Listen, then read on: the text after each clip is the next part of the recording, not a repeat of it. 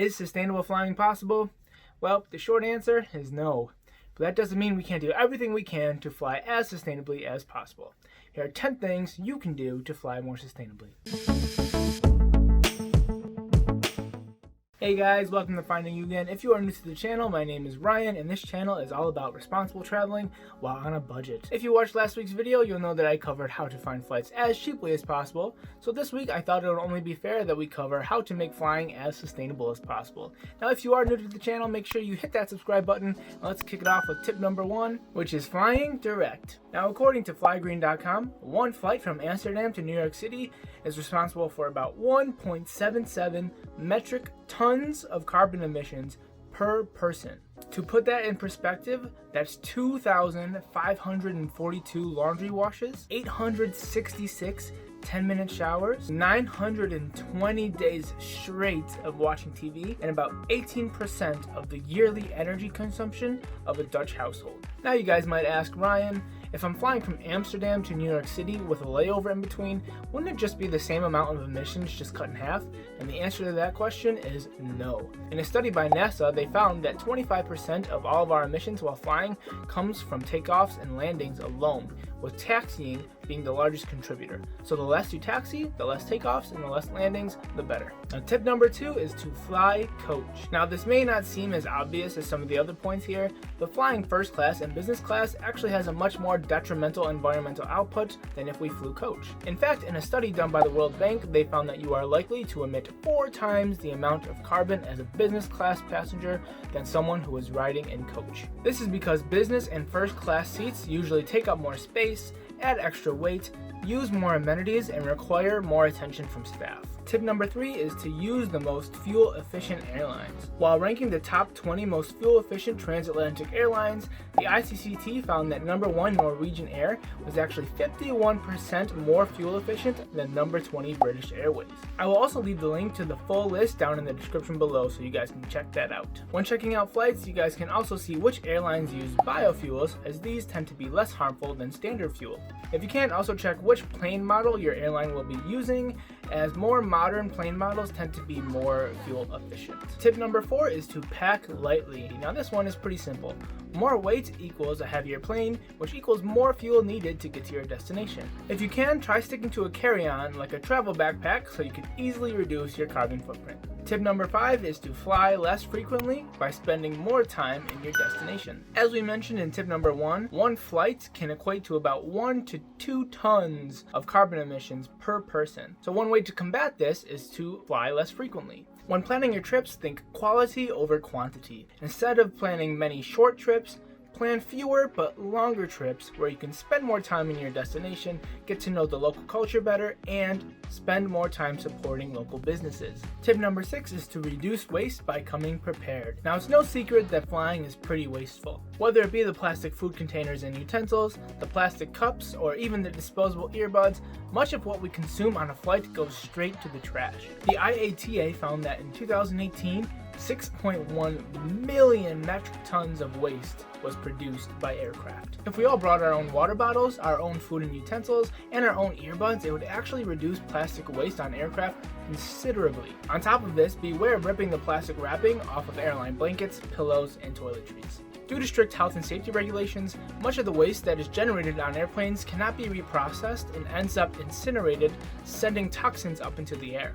Tip number 7 is to fly in and out of green airports. Though it can be difficult to have a say in which airports you'll be flying in and out of, it could be a good idea to check out some of the world's greenest airports, as well as if there are any where you'll be flying. Tip number 8 is to eat vegetarian and eat all of your food. If you do decide to eat the airline's food, going for the vegetarian option is the more eco-friendly, as the meat and dairy industry is the number 1 source of greenhouse gas emissions in the world. And if you do eat the food, make sure you eat all of it.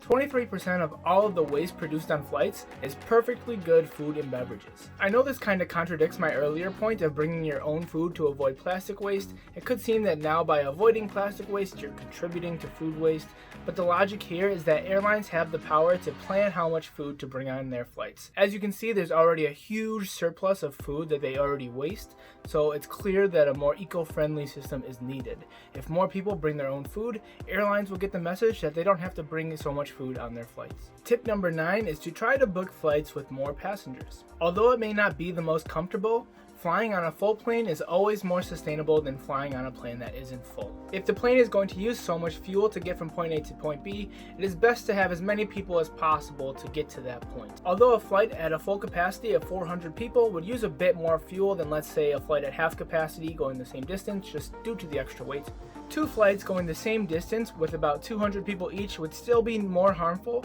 due to the added takeoff, landing, and taxiing emissions, so it's always best to fly at full capacity. Tip number 10 is to buy carbon offsets, but to be careful about this. If you guys don't know what carbon offsets are, they are purchases that you can make, usually a donation to an environmental project that helps to nullify the carbon emissions that you make while flying. Now, there are a wide range of carbon offset programs, from planting trees to setting up solar panels to setting up wind farms and even lighting methane gas on fire at waste landfills. Although these services sound really good on paper, the more I dug into them, the more I found controversy surrounding them. As there is a wide range of carbon offset programs, there's also a wide range of quality between them. This is not even to mention the carbon offset programs that are behind schedule. In an article from Propublica, reporter Lisa Song states that, in case after case, I found that carbon credits hadn't offset the amount of pollution they were supposed to, or they had brought gains that were quickly reversed or that couldn't be accurately measured to begin with.